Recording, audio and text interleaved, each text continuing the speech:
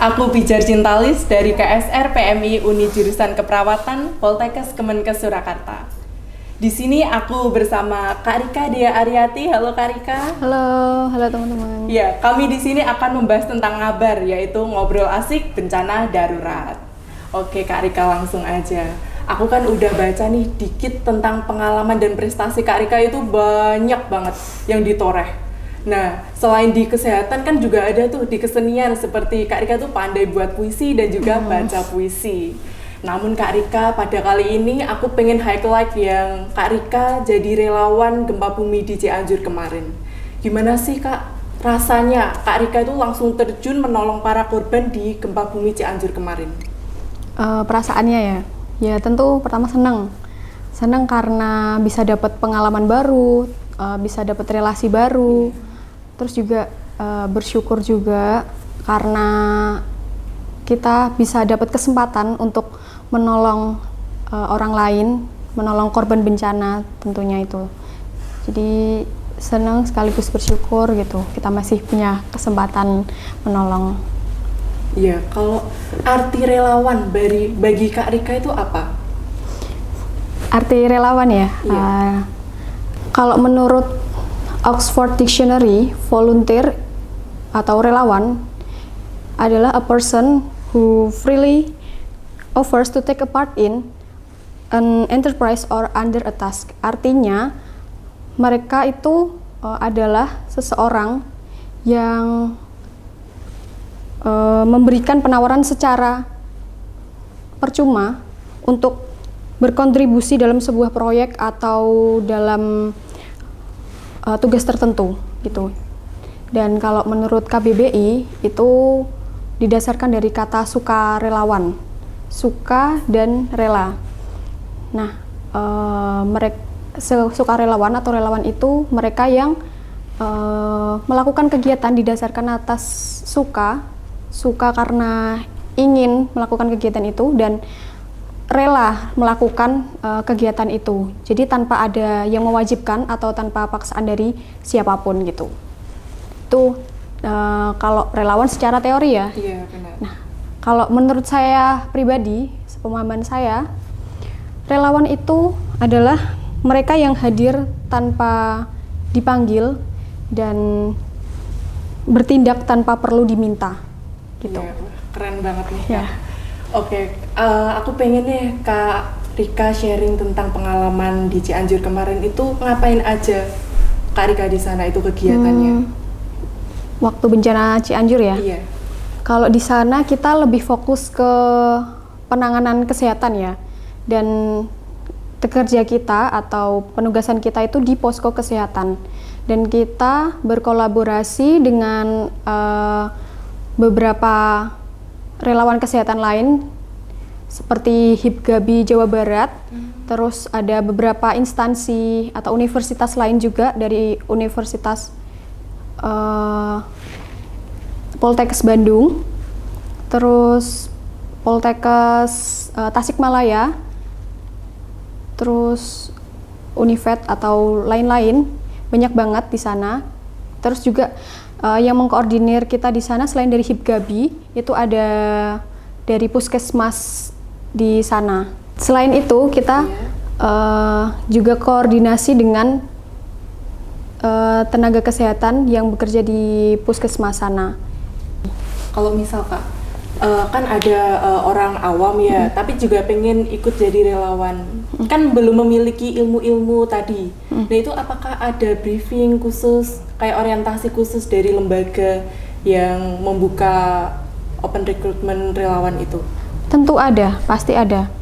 Jadi kalau ini kita bahas umum ya. Iya, orang awam. Kalau umum, misal nih kalian pengen ikut relawan PMI, itu kalian daftar aja. Nanti kan akan, kalau misal masih umur KSR, berarti nanti ikutnya KSR Markas. Jadi di KSR Markas sendiri itu nanti ketika udah open recruitment, ada sendiri diklat. Jadi mereka di diklat dulu, ada pendidikan dan pelatihannya, sama seperti halnya kita ya. Jadi di diklat itu mereka dapat materi dan juga dapat pelatihan secara langsung mengenai teknik pertolongan pertama dan manajemen kebencanaan gitu. Jadi yang lingkup Palang Merah Indonesia gitu. Jadi ada, nggak usah takut kalau misal pengen daftar. Lalu ada nggak sih Kak resiko jadi relawan itu sendiri apa? Resiko jadi relawan? Iya. Mungkin untuk saya, untuk pribadi, tentunya yang pertama waktu, mengorbankan waktu dan tenaga, pikiran juga, perasaan ya nggak?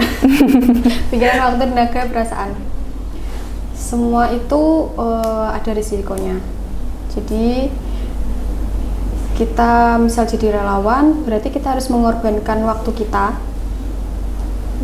yang orang lain bisa istirahat, Iya, benar banget. layar-layar, rebahan, tapi kita harus ikut kegiatan kayak mungkin misal dikirim ke bencana, kita ikut bantu jadi tenaga kesehatan dan lain-lain. Terus juga pikiran karena selain dari waktu tadi, kita juga dituntut untuk mengerahkan seluruh pikiran. Misal kita ini, kamulah jadi KSR, anggota KSR, otomatis kan pikirannya harus kayak kebagi gitu ya Kak? Terus juga harus memikirkan tentang gimana sih proker-proker yang bisa membangun KSR lebih baik lagi, bagaimana. Terus juga membagi pikiran, waktu, terus juga tenaga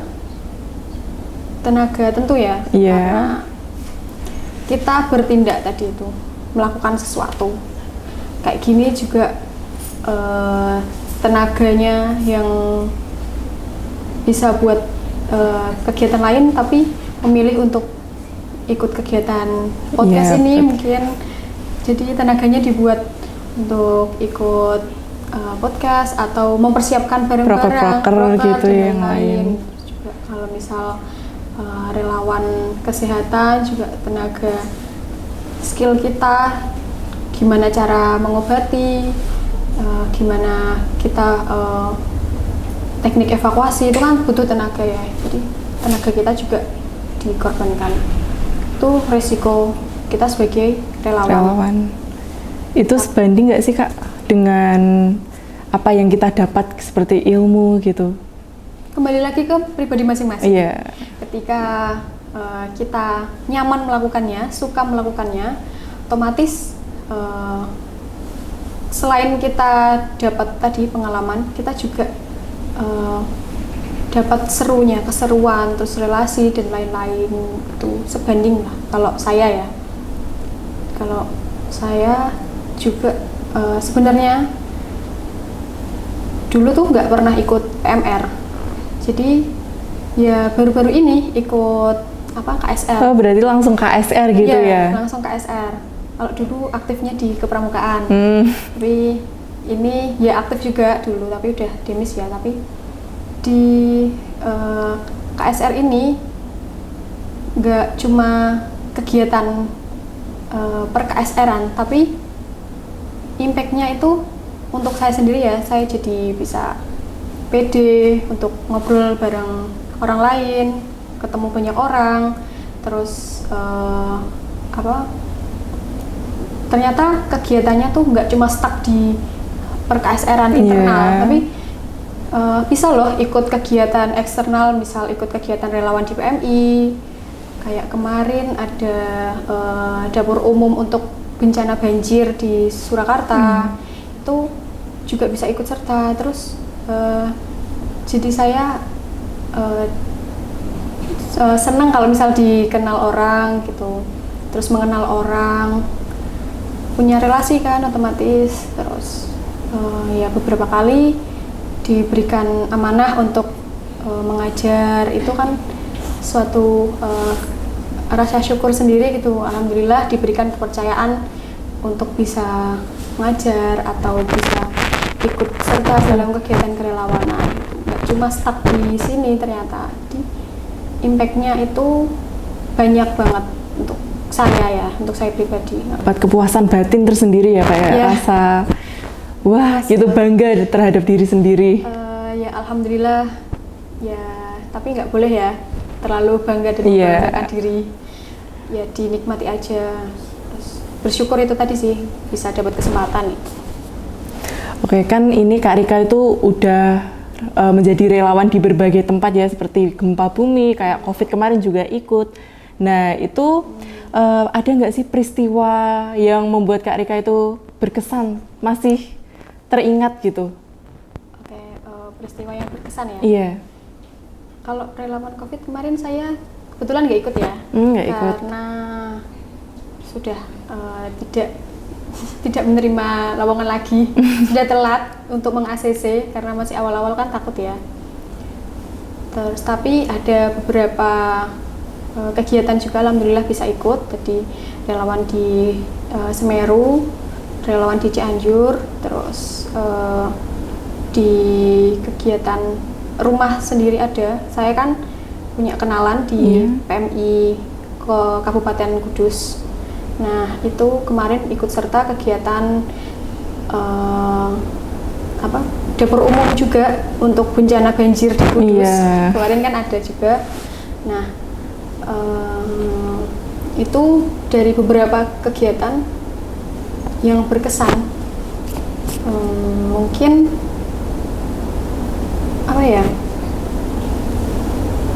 Satu hal yang buat saya jadi tambah bersyukur ketika membandingkan keadaan kita dengan orang lain. Saya jadi kayak mau mengeluh itu kayak Nggak enak ya, berpikir-pikir lagi gitu. Kok saya sudah diberikan keadaan yang serba cukup seperti ini, kok masih bisa mengeluh, padahal orang lain itu jauh lebih susah, jauh lebih banyak membutuhkan pertolongan gitu. Jadi ada satu kejadian, ada satu cerita waktu Semeru dulu. Itu salah satu korban, dia itu sudah ya di atas saya sih, dewasa, cowok ya, tampak dari depan itu keker dan kayak keren gitu loh, sangar, kayak nggak takut satu hal apapun. Tapi waktu itu beliau tiba-tiba cerita, ya sharing-sharing gitu waktu malam-malam kan, udah free, udah tinggal tidur tapi masih pengen ngobrol. Terus beliau cerita kalau waktu gunung meletus itu beliau lihat semburat lava itu, langsung takut, ingat dengan kematian. Kayak antara hidup dan mati kan, dia sudah melihat bencana yang begitu besar itu, terus dia langsung lari. Dia bilang kalau di belakangnya persis itu dikejar oleh lahar panas sih, masih merah. Tuh beliau ceritanya tuh bener-bener takut dan gemeteran gitu loh waktu cerita. Tuh mbak, saya tuh kayak mau mati, gak tahu, pasrah aja. Yang penting saya tuh lari. Terus waktu lari itu pun dia nggak berani lihat belakang. Jadi waktu cerita kan gemetaran ya dia. Udah tenang Pak, Mas, udah tenang, nggak apa-apa, ini udah selamat, udah ada di sini. Tapi saya kasihan Mbak sama yang lain yang di belakang saya itu masih belum sempat lari. Itu kayak teguran banget buat kita ya. Alhamdulillah dari masnya itu kita belajar kalau setiap kejadian itu pasti ada hikmahnya. dari dia lari, dia pasrah sama Allah, minta pertolongan, alhamdulillah diberikan pertolongan dan diselamatkan dengan keluarga yang sudah tidak bisa diselamatkan, cuma dia. Jadi dia benar-benar miris sih waktu itu. Dia cerita, terus dia bilang kalau saya tuh nggak pernah setakut itu, Mbak. Benar-benar baru waktu itu saya takut mati gitu. Jadi langsung nyes ya. Alhamdulillah gitu loh, dia sudah diberikan kesempatan kedua untuk hidup, dan ya itulah keesaan Allah ya. Jadi teman-teman, setiap kejadian itu pasti ada hikmah yang bisa kita ambil. Mungkin dia sedih kehilangan keluarganya, kehilangan barang berharganya, tapi masa iya mau sedih terus? Iya. Dia sudah dikasih kesempatan kedua. Jadi mau nggak mau ya harus bangkit lagi, memulai hidup dari awal lagi. Jadi waktu itu juga dia kan sendirian, meskipun ada tetangga, tapi beliau lebih milih independen. Jadi ikut kesana kemari dengan relawan, gitu, ikut bantu relawan. Terus ada satu orang yang dia percaya ikut bareng, kayak main bareng gitu. Jadi ada 2 orang ngobrol bareng malam-malam gitu. Iya. Terus dari situ saya ambil pelajaran kalau iya ya, setiap orang kan punya cobaannya masing-masing. Jadi apapun itu, kalau misal kita ngerasa berat, gak apa-apa ngeluh, tapi bukan berarti menyerah. Gitu. Jadi ya teman-teman, kalau misal lagi down banget, istirahat dulu, dikumpulkan lagi powernya, energinya. Ya mungkin bisa melakukan kegiatan yang disukai, hobinya membaca buku atau mungkin tiduran, kan enak ya, refresh otak. Terus baru nanti kalau udah ngerasa plong tuh bangkit lagi, kerja lagi gitu. Ya itu, jadi relawan kita harus bisa mendengarkan mereka, tapi jangan sampai ikut terlarut, karena tugas kita kan memberikan semangat. Kalau yang paling berkesan itu nggak berkesan sih, kayak memberikan pelajaran gitu ya, memberikan tamparan gitu. Kalau kita mau ngeluh, coba deh lihat yang di bawah kita tuh lebih berat lagi. Itu sih. Wah, Masya Allah ya. Iya, Masya Allah sekali. Selain dapat ilmu banyak, kita juga dapat belajar ya dari orang lain, sharing-sharing gitu. Mereka itu kuat ya, kalau korban bencana itu. Mungkin kalau orang-orang anggapnya di berita-berita itu ya, kadang ada yang benar-benar brutal, kayak ambil logistik dan kayak pengen, kan ada yang dicegat gitu. Itu ya mungkin memang benar ada, tapi tidak semua kayak gitu. Nyatanya selama saya menjadi relawan waktu itu, nggak pernah ada yang menyetop kita untuk ya berebutan logistik. Terus malah kita kemarin waktu melakukan pengobatan yang di paling ujung desa terpencil, itu kita yang dibikinkan mie. Malah kita diberikan makan siang gitu. Diberi. Mbak, silakan makan dulu. Dok, makan dulu. Ya. Tuh, jadi kita tuh mau nolong tapi malah kita yang ditolong. Jadi malah ngerepotin, Bu. Gak apa-apa, makan dulu aja. Jadi itu antrian udah banyak banget, stop buat makan dulu, istirahat dulu kan, karena emang banyak banget antriannya sampai mengular. Mungkin emang jarang ada yang datang ke situ kan untuk melakukan pengobatan. Tuh malah kita yang diberikan mie, diberikan minum. Ya itulah. kalau kayak gitu kemanusiaan itu harus di nomor satu kan. Iya, benar banget. Oke, terima kasih banget Kak Rika udah sharing pengalaman. Sama-sama. Mungkin ada pesan-pesan untuk teman-teman yang udah nonton video ini? Pesan-pesan untuk teman-teman yang nonton video ini, pesan saya jangan lelah untuk berbuat baik. Itu jadi kalau kalian pengen jadi relawan, nggak usah takut nggak usah mikirin gimana ke depannya, karena tadi niat baik itu pasti akan dipermudah ke depannya. Dan love what you do gitu. Kalau misal kita menyukai apa yang kita lakukan, otomatis kerjaan kita, apa yang kita lakukan itu nyaman dan bisa selesai dengan cukup baik karena nggak ada paksaan ya dari dalam diri kita. Kan kalau relawan rela ya, Iya, rela. suka dan rela itu tadi. Itu sih. Terus jangan lelah berbuat baik, dan kalau misal teman-teman merasa ingin mengeluh, nggak apa-apa mengeluh karena manusiawi ya. Cuma bukan berarti kalian menyerah.